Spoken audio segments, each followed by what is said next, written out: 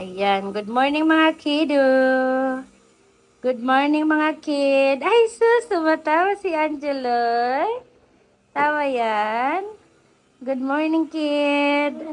Hi Spring. Magra-ride sana kami ngayon ni Honey, kaso nga lang maulan. Hindi ko sure kung matutuloy kami ngayong araw. Yes, kaso parang hindi talaga matutuloy kasi madilim at saka naulan na.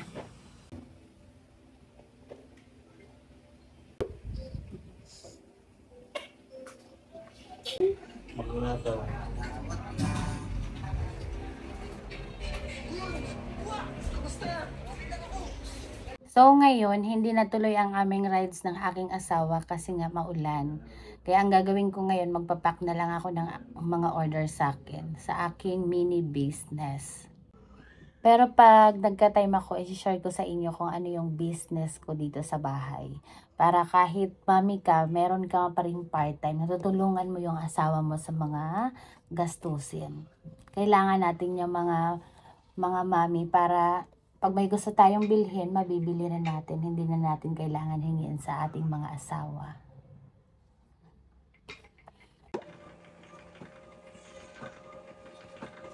So, ayan, tapos na akong mag-print ng aking mga waybill. So, ang gagawin ko naman, magpapack na. So, after kong mag-pack, magluluto na muna ako ng spaghetti. Kasi mamaya-maya, mag-watching movie na muna kami. Habang inaantay ko yung another bail ko na darating na kailangan kong maibenta within this week. Okay, so let's go! Magpapack na muna tayo. Angelo! Ano yan? Nagpapakarga ka na naman, Angelo! Cute!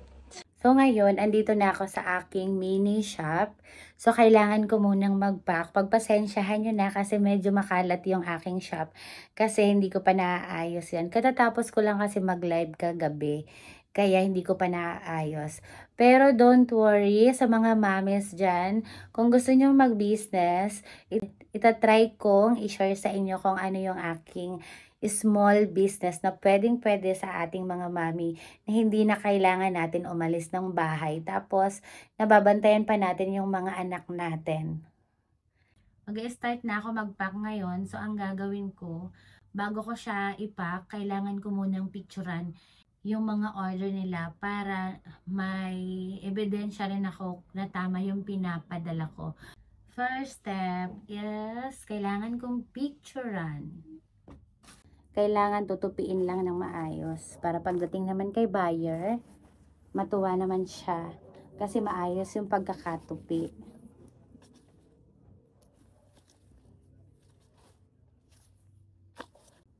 Kailangan ko lang bilisan ngayon mag-pack kasi anong oras na. Tapos kailangan i-double check ko yung mga item na pinapadala ko sa kanila kung may damage ba o wala. Pag may damage, kailangan kong palitan o kaya i-chat muna ang buyer. And then, at nagpapadala rin ako ng free sa mga buyer ko. Para kahit pa paano, masaya naman sila pag natanggap nila yung item na may free. Masaya yan sila pag may free. Yan, pinipicturean ko muna.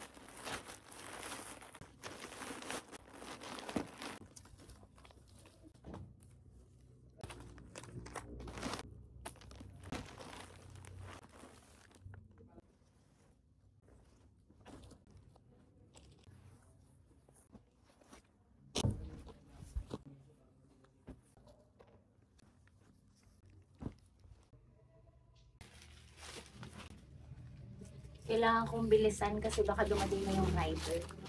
Medyo na late kasi ako ngayon mag-pack. Kasi akala ko magra-rides kami, yun pala maulan kaya hindi kami natuloy mag-rides. Kaya hindi ako nakapag-pack ng maaga.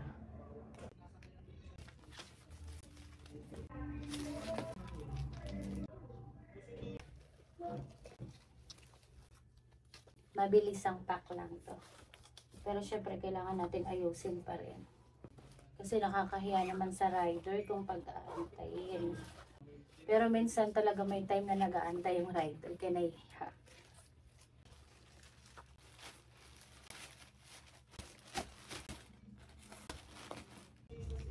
Kailangan ko rin palang magmadali magpa kasi yung aking tubil on the way na pala.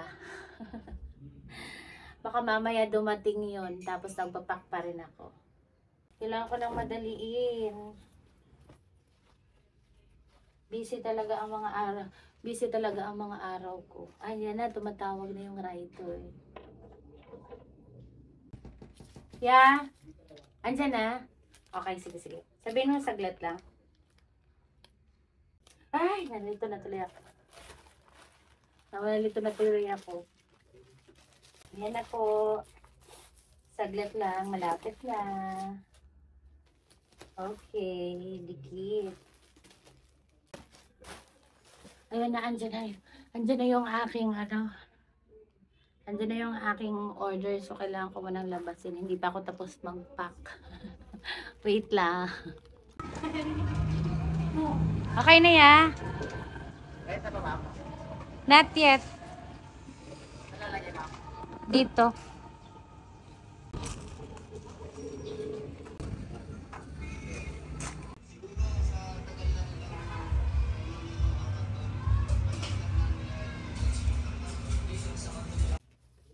Ay. Ayan, okay na. Naayos ko na yung aking paninda. So, magpapak na naman ako ulit. Mabusisi talaga pag nagpapak. Matagal din magpack kasi kailangan tama yung pinapadala mo. Tapos kailangan lagi mong check.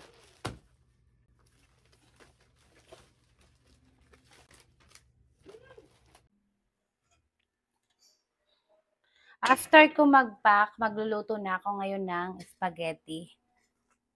Kasi manonood na kami. Nilalagyan ko ng mantika yung papakuluan ko ng na tubig para hindi magdikit-dikit yung niya, yung pasta. Papakuluan ko muna yan.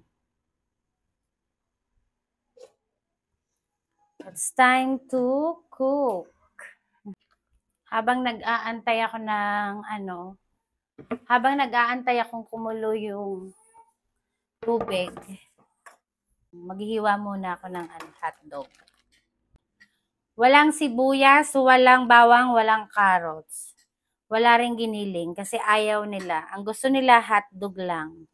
Hindi sila kumakain ng may giniling, tapos may sibuyas. Hindi sila kumakain ng may mga ganon. Gusto nila hotdog lang talaga. Ang halo sa spaghetti. Yun ang pauso ko dati. Ayan tuloy, kinasanayan nilang walang mga ibang ingredients.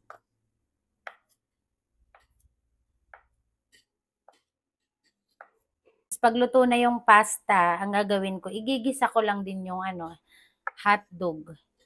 Yun lang. Tapos ilalagay ko na yung sauce. Ganun lang.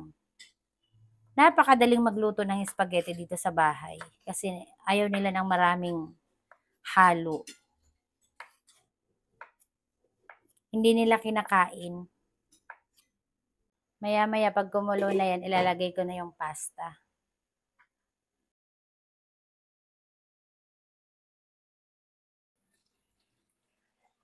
Mainit itong takip ha. Baka magpasok kayo.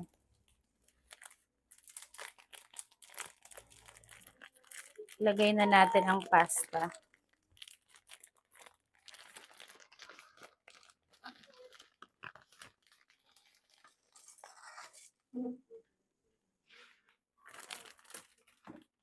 Tapos halo lang natin.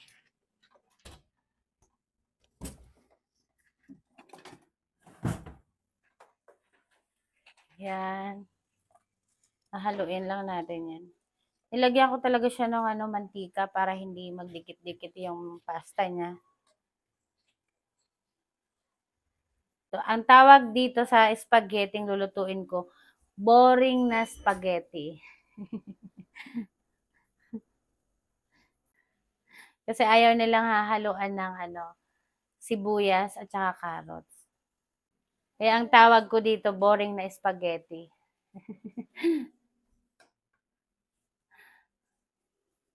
Summer, kumain ka na. Tawagin mo na si Autumn. Okay, sige, bahala kayo. Antayin nyo yung spaghetti. Antayin nyo yung boring na spaghetti.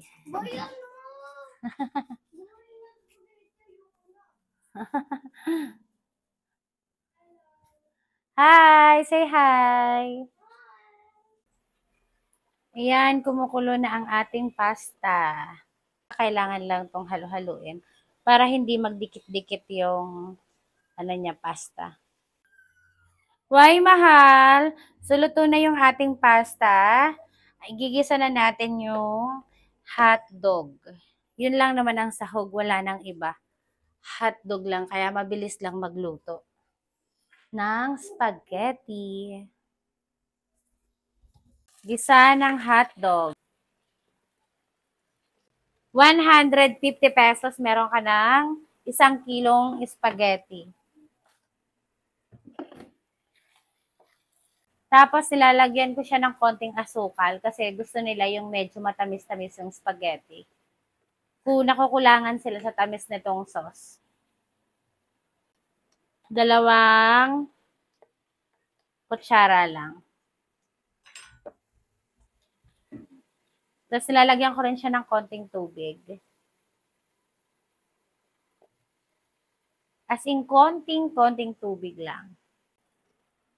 Super konti lang. Kasi pag dinamihan, baka lumabnaw yung sauce niya. Yan, napakadali. Pakuluan ko lang to ng konti. Tapos, okay na yan. Ready to eat na. So, habang nagpapakulo ako ng sauce, tatanggalan ko muna to ng tubig. Eto na ang ating pasta. Natulo pa, oh. Wow, help me. Yung sauce. So, ngayon, lagay na natin ang sauce. Hi, Spring!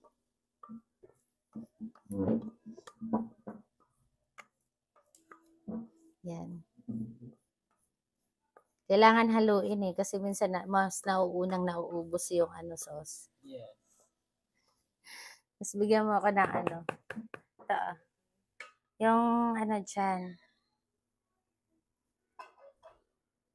Cheese.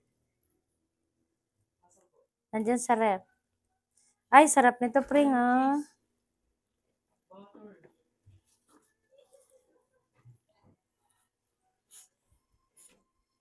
Parang nagkulang yung sauce. Pero sakto lang. Okay lang yan. Ayaw din naman ni kuya mo ng maraming sauce. Gusto niya sakto lang.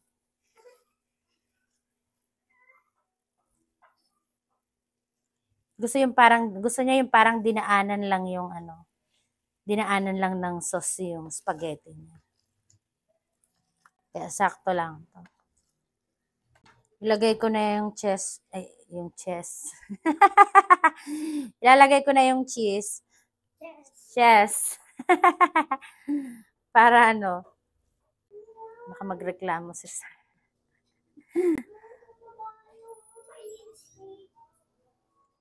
Ninubos ko yung cheese.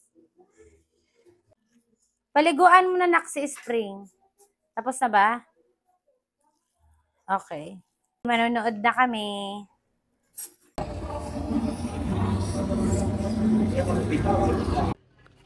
Ayan, tapos lang namin manood ng movie. Ngayon naman, magbubukas kami ng aking paninda.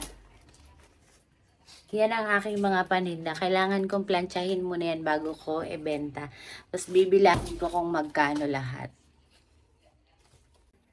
So, ayan mga madamski, katatapos lang namin mag-unbox ng bale na paninda ko. So, see you mga madamski sa next vlog ko. Bye!